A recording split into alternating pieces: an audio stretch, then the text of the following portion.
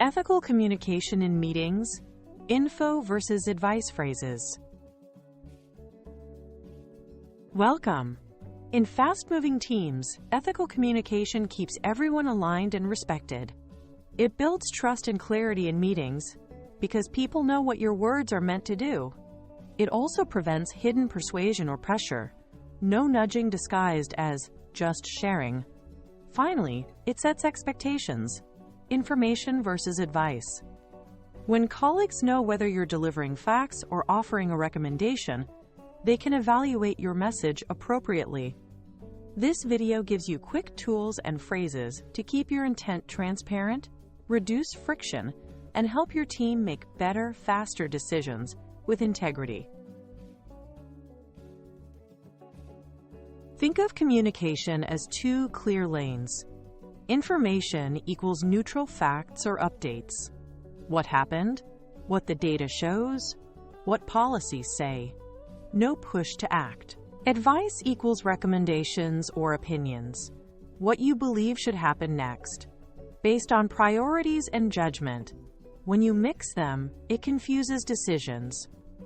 People may treat a single data point like a mandate, or ignore a strong recommendation as if it's just trivia. Choose your lane before you speak, so listeners can weigh evidence separately from your viewpoint. When you're sharing facts, label them. Use signals like, "for your information," or "the data shows," to set a neutral tone. Then state sources, scope, and limits.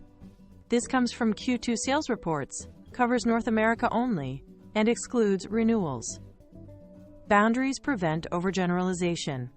Also avoid verbs that suggest action steps, such as must, should, or let's. Instead say, current capacity is 70%, not we should hire. Keep the lane clean. Facts in, pressure out.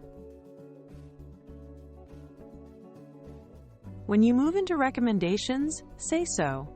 Use "my recommendation is" or "I suggest" to make your intent explicit. Explain reasoning and trade-offs.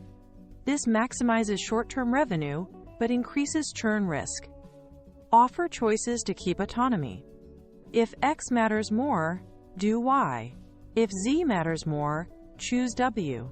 Clear logic plus options respects different priorities and helps stakeholders decide, not just comply. Transparency turns advice from a push into a partnership. Protect clarity with boundary markers. Try, "This is context, not a proposal," that warns listeners you're informing, not steering. Use sharing options, not a decision. This invites exploration without premature commitment. When offering guidance, say, "Advice follows. Feel free to disagree." That signals agency and encourages healthy debate.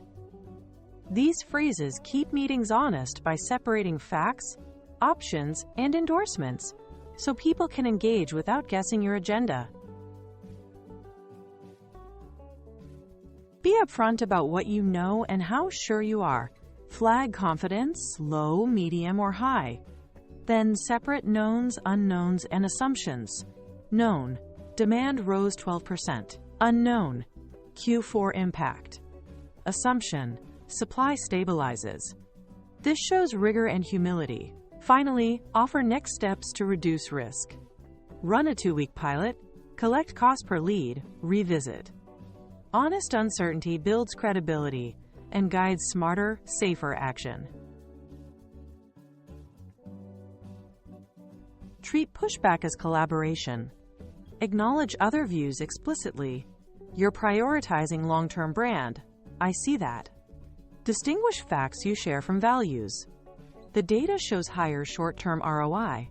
My value preference is speed.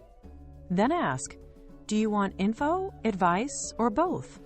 This resets expectations and prevents talking past each other.